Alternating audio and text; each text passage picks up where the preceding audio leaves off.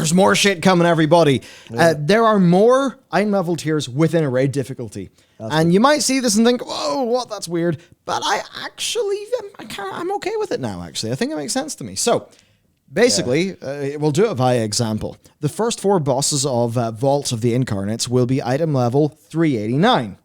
The next two bosses? Yeah, whatever. Yeah, the next bosses are 395, and the final 2 bosses are 398. And Blizzard's explanation here is it is multi-factored. Basically, as you might have noticed, bosses get harder as you go through a difficulty.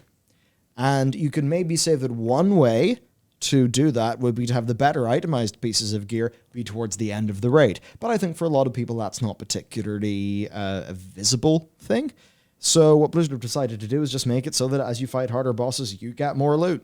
Because realistically, difficulty in World of Warcraft, it is not normal, hard, harder. It is normal, hard, harder, right? Yeah. There's difficulty within a tier. So this does, I think, actually make sense. And it does mean... everything else, theoretically. Yeah, theoretically. It does mean, look, you finally, and they say here, they've realized that players love the challenge of powerful wing bosses and mid-tier walls. Yeah, if I think about bosses that I've really had fun with, I would say Painsmith, Sludgefist, and Laundress. Yeah. I'd say that back to Blizzard. And now the idea that you finally defeat the big crab and there's better loot. Makes sense. Of course it does. Happy with that. Yeah. Yeah, it's about appropriate rewards for difficulty and applying a more reasonable gear scaling to help people who, to help groups who are kind of struggling a little bit with the execution part of it. And another aspect of this that I like is another thing they've announced, which is something I think is good, because what you want to do is you want to give designers a way to do things that are cool. But sometimes it can be challenging because you need that stuff to fit with the rest of the game. So you actually need to codify how something works. And they've done that with special unique items from certain bosses. So Blizzard have basically said that a few bosses in the raid will actually have perhaps one item on them that is of particular significance. It might have a special bonus effect, could be 6 or 7 item levels higher than everything else on that boss's loot table. Now, this is not Titan Forging. This is just, there's another item in that boss's loot table that's special. Blizzard gave the example of the Sylvanas daggers. Now, the Sylvanas daggers had a readability issue because they're the same item level as all the other things, yet they were more powerful. That's not readable to players. So they are basically trying to do a thing where, and this is not Titan Forging, it's the same item every time, but a boss could have a more, unique thematic bit of gear on it, more powerful, higher item level, maybe a bit more rare. This, they think, can add a bit of a long-term goal to a raid. I think that's probably healthy. That makes sense. Mm-hmm. And also, it's another opportunity for excitement. But not excitement like Titan Forging, where you've put it everywhere. Because we would never advocate for the entire game being badge gear. I think that would be boring. I do think that there should be, you kill the boss, it has 3 bits of loot, see what you get. To extend that a little bit with some more special rare items, you could almost think of them as micro-legendaries. I mean, Sylvanas daggers, they were almost like a micro-legendary, right? So I think this is cool. Now, they're not saying that all 8 bosses will possess one, but, some of them will. Here are some examples. I talked about them earlier when you were out, actually. A pair of special rings from 2 of the bosses, an Omni Trinket, Strength, Agility, and Int from the Primal Council that gets stronger with more copies, and a special bow from Rezageth. And I think this is just good because it means the designers at Blizzard, they now have a way that, if they dream up a cool thing about a character, they can put it in the game. Have it stand out a little more. So I think that's cool. Yeah. And I was like, well, but what about the balance? Fuck the balance. Fuck the balance. And that we mean that in both the fuck the balance of World of Warcraft and also fuck the balance Discord. I knew you were going to say that. Yeah. Yeah. For a variety of reasons, but yes. Well, I think a hit's now been put out on you, Matt. Yeah. You've just insulted a Discord server. That is a high crime in the modern internet.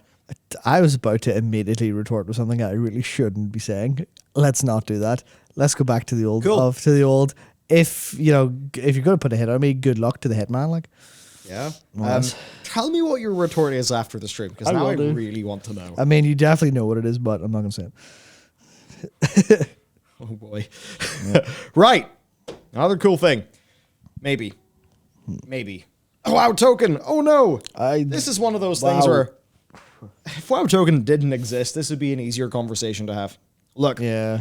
there's two ways you can go with trash and WoW at this stage. Either fuck it into the bin, everyone hates it, we just death skipped and Sepulchre to get around it, or make it matter and make it be appropriately rewarding. And they have decided to do the latter. So you know the way you get those kind of lieutenant characters? You know, like the named trash that maybe is in a special room, maybe has some special mechanics, that kind of thing. Well, yeah, they actually are going to drop BOEs. And they're going to drop BOEs. Basically, the drop rate will be that if you, assuming a full clear, the rate would be a guarantee. Guaranteed BOE. And these may even include weapons. Now, I think the idea, and they say, you know, they want the idea of like the raid environment is almost the ninth boss. Did they say they would have weapons? Yeah. Oh, yeah. Sorry. Yeah. Sorry, I thought I read earlier today they wouldn't be, but no. clearly not. Okay, sweet. Never mind me.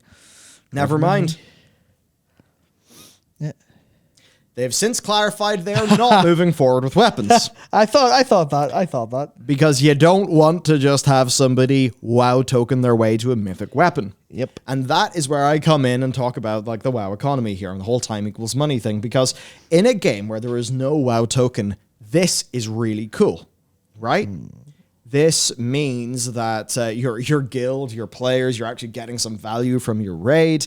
You know, it's an interesting little bit of texture to itemization. It can have some economic gameplay that can help with the economy. And right, you can see, you know, oh, beautiful, it all interconnects. But the second that somebody can just buy a bunch of WoW tokens and then buy the power, Pay to win. Pay to win. what he said. And that's not ideal. So yes, I think they've realized that there's always going to be a degree of this WoW token worry, which in fairness has been there since Warlords of Draenor. There's always going to be a degree of that. But perhaps they're thinking, yeah, maybe if we did weapons, that would be ridiculous. Would be. Because, look, it's people who drop 50 grand in Diablo Immortal. As we said, rather unbelievably, back in 2012, there was people who dropped 14 grand on Mass Effect 3 loot boxes. Yeah, make sense of that one. But it's true. So, given that WoW is a large game, and that WoW, you know, we're not the youngest bunch. As far as cohorts of gamers go, us WoW people ain't the youngest bunch. That does mean that I think proportionate to many other gaming cohorts, there's quite a few people in World of Warcraft who are happy to spend $25 on a mount. Indeed. Quite a few people spent like 400 or 500 quid on their Brutosaur because they just bought a bunch of tokens. Yep. Right? So, the idea that they can just make a pretty penny because they know that there will be a small percentage of people that will pay, you know, probably like a year or two worth of somebody's WoW time. Think of how much revenue that is with a $5 premium to get a mythic weapon. Yeah, they're going to do that. Of course they would. So, hey, it's kind of funky. I mean, otherwise, I really like this. I remember raiding Icecrown Citadel. And you had these little mini bosses that would appear, right? And I think there was like 2 or 3 of them. But anyway, they would drop a bag of loot. And inside that bag of loot, you could get, you know, was it Saronite bars? You get some Saronite bars, you get some badges. Sometimes you'd be lucky and get something more valuable. And it's one of those times where, like, I'd actually get a little bit of excitement. Like, oh, it's the mini boss dude before the loot ship. We're going to kill him. What's going to be in the bag? I know that's like basic Bing Bing Wahoo gameplay, but it's reasonable. There's like, kill the boss. There's a thing in the boss. So I'm totally down for this. Caveat, WoW token exists. That makes this discussion so much harder to have. Yep. Yeah, Of course. So, I think that's that. There's not a massive amount else to say. Well, it's just this is good decision making. This is, hey, we know there's a BOE problem. We'll solve it. And the whole fuck your BOE farming. Here's a lockout. Here's a lockout. Here's no weapons. It's like actually super aggressive. Problem solved. Problem solved. Move on. it speaks to me that they actually know there's a problem with loot distribution and like all of the problems with loot, and they're starting to take some of them on. Yeah. Not without destroying some of the parts that are there. As to whether it'll completely work out, we'll have to see, and it still is. It's not ideal, but it's better. Mm-hmm. And Dragonflight is, generally speaking, the expansion of not ideal, but better. That's the kind of the overall vibe, generally speaking, and that's pretty like. Hey, what most of us want nice. is just the right direction.